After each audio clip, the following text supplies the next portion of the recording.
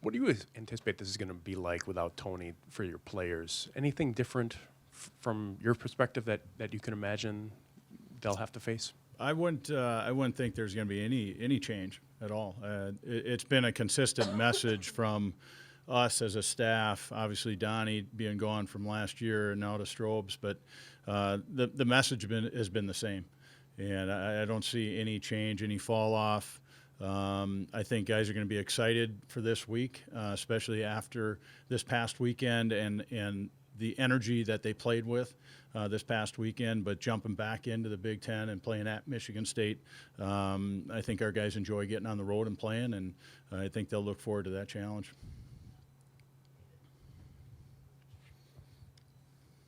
So on the bench, you will handle defense and Mark will handle forwards, or how have you decided how that all is going to work? We have, Tony and I have talked about it quite a bit, so it's going to be discussed still for all of us as a staff who's going to be on the bench and how we're going to handle it. We really haven't, I have in my mind, and I think Tony has in his mind, we haven't sat down and talked as a staff yet, so I'd rather not discuss that until we talk as a full staff and who's going to be on the bench. But Tony and I have discussed it, and we pretty much have a plan in place. So, You looking forward to being like the head coach again? It's been a few years for you. yeah, I mean, it's always fun. It's a different challenge because there's so many different things to balance, and that's always a fun challenge. It's a time, you have to manage your time the right way. I think you have to manage your emotions the right way, and it's always fun to be able to do that again. And I was a head coach for 10 years, so you miss that.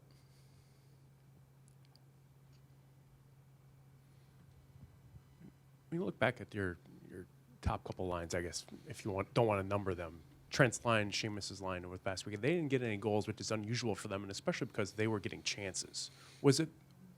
Were there good enough chances, or did North Dakota do enough to negate them? What was your outlook on that? Well, I think I don't want to say it was North Dakota against them. I think North Dakota in general played a sound, physical North Dakota type game. I mean, you're going to get the same thing out of them whenever you play them, going back to the days with Gino Gasparini to Blazer and all the way through. It's been the same. So you knew what to expect. I think them as a group, North Dakota, did a great job around their net, made it very physical, made it hard. We didn't have many second chances in the scoring area. I think Emily and I talked on Saturday night after watching the video of both games again. I think we only had 2 situations on the weekend where we had multiple scoring chances in that hard area. And that's credit to North Dakota. I mean, that's how, they've been pretty consistent. We want to get to that level where we can be consistent like that. So that's a great example for us. How do you counter that, I guess? It's a mindset. I think it's a mindset. I think our guys, if you watched our guys, and you guys, you sat up top and watched it, and 2,500 fans did, or 12,500 fans watched it. I mean, our guys gave a great effort both nights, and it didn't come out the way you'd want on both nights, but the effort was there.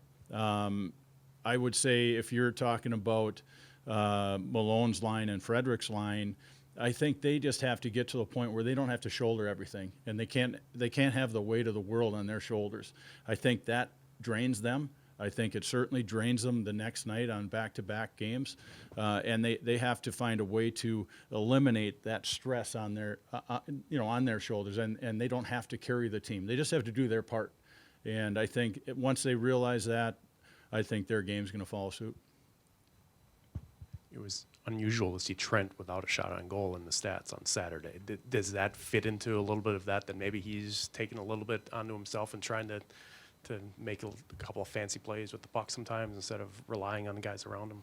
Yeah, I think it's a combination. I think it's the leadership role that they have. I think they're trying to shoulder a lot of the responsibility, not just the scoring side of it, not just the looks at the net side of it. It's everything off the ice, in the locker room, game preparation. Making sure 28 players are ready to go.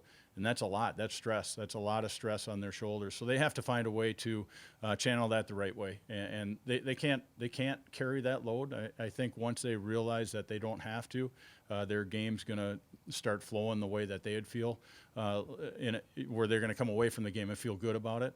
I would say if you asked Trent and Cameron after the weekend, they'd probably be pretty disappointed. You know, rankings don't mean a heck of a lot right now, but you're still 7th in the country after not beating North Dakota. And you see everything else that happened throughout the weekend in college hockey. I mean, it's going to be that way pretty much all year, don't you think? I can't remember who I was reading, but the parity is unbelievable in college hockey, and even in the NHL, the parity. Any given night, anything can happen. You know, the way it's going to end is going to be so different than the way it looks right now, and how teams are going to continue to you know, take it to another level and find their confidence and find some consistency. The thing that we liked as a staff, just our compete level, back-to-back nights, really, really good. I think defensively, as a group, we still have some room to grow, but overall it was pretty good. And certainly on the blue line, when you're playing that many young kids and they're doing a job against North Dakota the way they did, I think it bodes well for us down the stretch and as we move deeper into the year. I don't know how much you've been able to get into Michigan State yet, but what do you see, or what do you expect anything different to be different this year under Danton than it was in the past? Well, I mean, I can just speak to Danton and Chris Luongo, who I know well, and then Joe Exter. You know what to expect out of them. With Danton, it's going to be details, habits, play extremely hard. They're going to be really detailed away from the puck. So it's going to be it'll be a grinded out game. I mean, they'll be in your face. They'll block shots. They're going to play hard from the red line back. Offensively, just don't know what to expect yet. And who's really, they have the one kid that's really doing well, the freshman that's come out of the USHL. But they, you know, I think from an overall team game, you know what to expect out of Danton. And it's, you know, if our guys aren't prepared for that, then you'll have a tough go.